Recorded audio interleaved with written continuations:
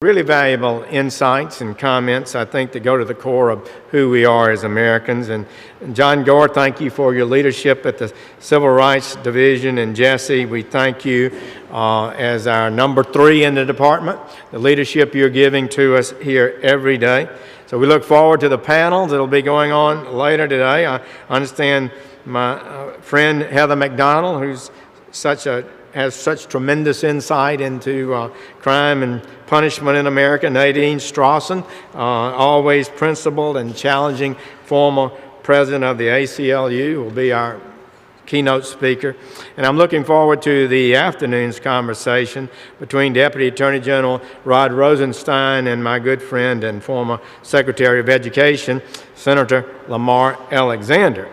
Among other things, Lamar is a lawyer, clerk for the great Judge John Minor Wisdom, and also served as president of the University of Tennessee, who used to have a football team. I'm not too sure about that, but and Rod is so talented, 28 years in the department, Wharton and Harvard graduate. So there's a lot to celebrate today. This is Constitution Day. I'd like to ask you to indulge me in a few thoughts. We have the oldest written Constitution still in use, 231 years. This brilliant document has stood the test of time. It has produced the most durable government because it is based on the founders' deep understanding of human nature, understanding of power, and understanding of law. This understanding did not arise out of thin air, but it was a product of centuries of development. The founders sought to create a government that made good decisions, which they believed could only arise if they were founded on truth. The First Amendment guaranteed freedom of religion, speech, assembly, petition, press. These weren't just words, not just words. They were fiercely held views. In many ways encapsulated the developing thought of the time and arose from some very specific grievances the colonies had. So the founders protected the liberty of Americans to express themselves. It was a core value of the new republic. They believed that from competing ideas, good ideas would dominate the false. Congress allowed prolonged debate. It's one of the things that they did. They allowed, in the Senate, really long debate. And they protected members of Congress from libel laws. And jury trials, for example, allowed witnesses and allowed them to be cross-examined in public. The goal was for objective jurors to find the facts and render true verdicts. The passion for justice has been a part of American life from the beginning, but we acknowledge that the principle has suffered at times over the centuries. From the Alien and Sedition Acts to slavery and segregation to religious and non-religious oppression, there have been pendulum swings that threatened our freedoms. But Madison was clear. He said freedom of speech is, quote, the only effectual guardian of every other right. But each time free expression has been curtailed, the founding principles recovered. Today, freedom of speech and thought have come most under attack on the college campuses. That should shock us. The words of the founder of the University of Virginia, as chiseled in his monument nearby, declare, quote, "For I have sworn on the altar of God eternal hostility against every form of tyranny over the mind of man." This was the vibrant spirit of our founders. May we not depart from it. But many are departing from these principles. Or perhaps most dangerously, they have abandoned principle and truth altogether. If that is so, then they have chosen politics, ideology, passion, and power over principle, over law. When one exalts ideology and power, then suppression of opposing voices can be justified. But this is not America. This is not the way we were raised. And ideology and power politics are not law. They are the very opposite of law, in fact. As Americans, we know that it's far better to have a messy and contentious debate than to suppress the voices of dissenters, even though on occasion we might forget these values. As Senator McConnell often says, our history in America is of a teeming cauldron of competing ideas from the very beginning. Make no mistake, this Department of Justice is concerned about the suppression of speech that is now occurring. Defending the Constitution, defending civil rights, doing justice compels this Department of Justice to defend the right of speech, expression, religion, press, petition, and assembly. And defend these rights we will. And the most important time to defend a valued right is when it is being attacked or eroded.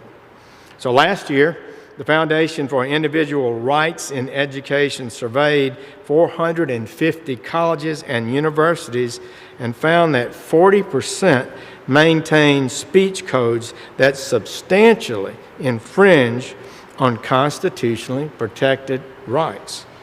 Of the public colleges surveyed, which are legally bound by the First Amendment, fully one-third had written policies banning disfavored speech. So we are protecting the rights of students and free Americans, and we've been winning. I'd like to briefly mention a few examples. University of California, Berkeley, the home of the 1960s free speech movement. I remember that. I don't know if many in this audience do. Allegedly applied a stricter set of rules for inviting public speakers to conservative student organizations than other campus groups. A group of students filed suit contending the school effectively discriminated against them and their right to speak. The department got involved and we filed a statement of interest in the case. Last March, a student filed suit against Pierce College in Los Angeles, alleging that the college prohibited him from distributing copies of the Constitution on Constitution Day. That seems pretty horrible to me. And outside of the designated free speech zone on campus. How big was this free speech zone? 616 square feet. Barely the size of a couple of dorm rooms. Outside that space, students did not have freedom of speech on a public university. The student sued and we filed a statement of interest on his behalf. Georgia's Gwinnett College allegedly limited free speech to just 15 ten-thousandths of 1% of the campus. Even within that tiny area, students had to get permission from campus officials in advance to speak. They could only use the free speech zones at a specific time, and they could not say things that might, quote, disturb the comfort of persons, close quote. In other words, free speech at Gwinnett College was a very limited privilege, not a right, even inside the free speech zone. If disturbing someone's comfort is the standard for banning speech, then anybody can stop anyone else from speaking their mind by acting offended. This is nowhere close to a legitimate First Amendment standard. Every great political leader in this country has disturbed the comfort of persons. Abraham Lincoln disturbed the comfort of slave owners. Dr. Martin Luther King disturbed the comfort of segregationists. Susan B. Anthony disturbed the comfort of quite a number of people. Change has never been effected without disturbing the comfort of persons, and likely never will. So the Department of Justice filed a statement of interest in this case as well. In each of the cases I've mentioned, the courts have agreed with us. Attempts to dismiss two of the cases I've mentioned have been denied by judges who adopted the department's positions. A third was dismissed only because the college changed its speech policy, rendering the case moot. At the end of May, we also filed a statement of interest in a lawsuit against the University of Michigan. The university sought to forbid harassment and bullying and actions motivated by bias. They also forbade speech that is interpreted to be demeaning, bothersome, or hurtful. But the rules did not give clear definition about what any of these terms mean. These rules, it seems, are enforced by a group of campus bureaucrats and campus police with the Orwellian name of the Bias Response Team, BRT. Students are encouraged to report their complaints to the BRT, which presumably then investigates to see if the speech was bothersome to them. In the last school year, BRT logged more than 150 cases. Within days of our statement of interest, I'm pleased to say the university changed several of its speech policies, and I understand they'd been evaluating that prior to that filing. But this is a positive step, and I want to commend the university for making that change, and I'm pleased that the General Counsel for the University of Michigan is here today. Make no mistake, the issues you will be discussing today involve protected core liberties possessed by all Americans, even students. Those protections provided by our Constitution are of inestimable value. No third-level bureaucrat, committee, top official at any university has the power to take them away. This has gone too far. It must end. The country protects noisome assembly, immoderate speech, provocative speech. Whether left or right, suppression of competing voices is not the American way.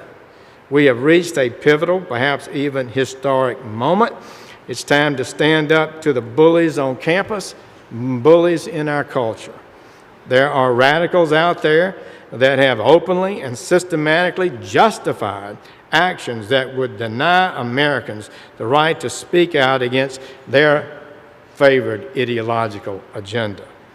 We must put an end to such nonsense. It's time to put a stake in its heart. We have to stand up to it, and we will do so resolutely.